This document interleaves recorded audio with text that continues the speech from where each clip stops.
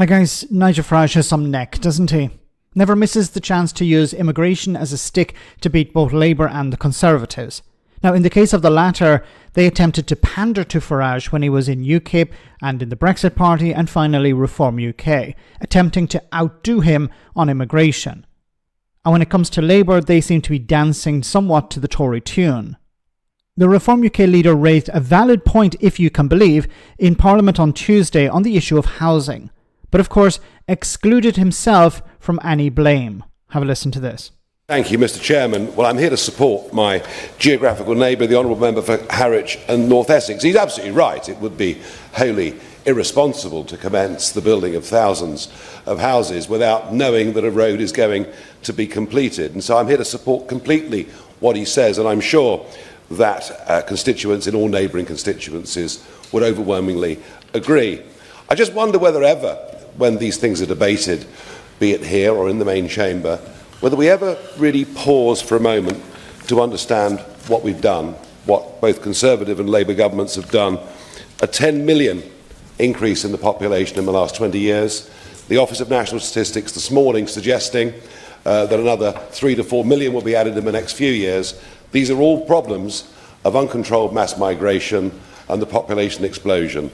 I wonder whether many members level with their constituents about the causal factors here.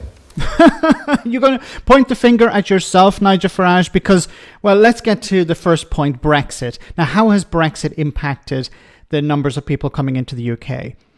Before Brexit, before the UK left the European Union, many of the people coming in to work in different sectors were from Europe, and they would generally arrive on their own. They generally wouldn't bring their families with them. And, you know, when things improved in their home countries, they would leave in many cases. Now, what's happening at the moment is many people are coming from outside the European Union because freedom of movement has ended. And they're coming from much further away, from Asia, from South America, from Africa. And instead of jumping on a plane and returning at the weekend or at the end of the month or whatever, they're spending more time away from their families and eventually bringing some of their family members to Britain. And those people are becoming dependents. Now, obviously, if you have individuals coming from Europe, the number is going to be lower. If you're going to have families coming from abroad, because it's so far away now, then it's going to obviously increase the numbers. Now, that's one aspect, and that's a direct result of Brexit, because if the UK had not left the European Union, if it still had freedom of movement, what Nigel Farage was campaigning, to get out of the European Union, then you wouldn't have a situation like this. The numbers wouldn't be so high. Farage, of course, told people, vote to leave the European Union so we can bring down immigration. Well, has he apologized to people over that? No, of course not. It's always somebody else's fault. Now, when it comes to housing, the Conservatives decided over the last 14 years not to build enough affordable and social housing. They preferred to allow the private rental market deal with this, allow the private sector to fix the problem. And of course, it has resulted in a lack of housing. So you have two problems here. You have Brexit, which this guy campaigned for and told people would bring down immigration numbers, which actually caused the opposite effect. And of course, when it comes to small boats, it's more difficult to return people because the UK is no longer a member of the European Union. But that's a side issue. But when we're talking about immigration, so-called legal immigration, this is a direct result of Brexit. Now, there's also another problem.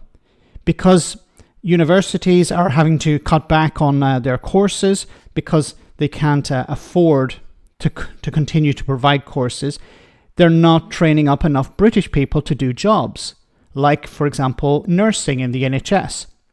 So what's going to happen now? You're going to have to bring people in from abroad to do these jobs in nursing or in the care sector. And if you're bringing people in from abroad, from far away, well, they're going to bring their families with them. And if you say, no, we don't want you to bring your family with you, then they're not going to come. And then you're going to have a crisis in the NHS and in social care. So there's a number of problems here. First of all, the Conservatives decided against building enough affordable and social housing. Then you had Brexit. campaigned for by this guy, saying he'd bring down immigration numbers when in reality it did the opposite.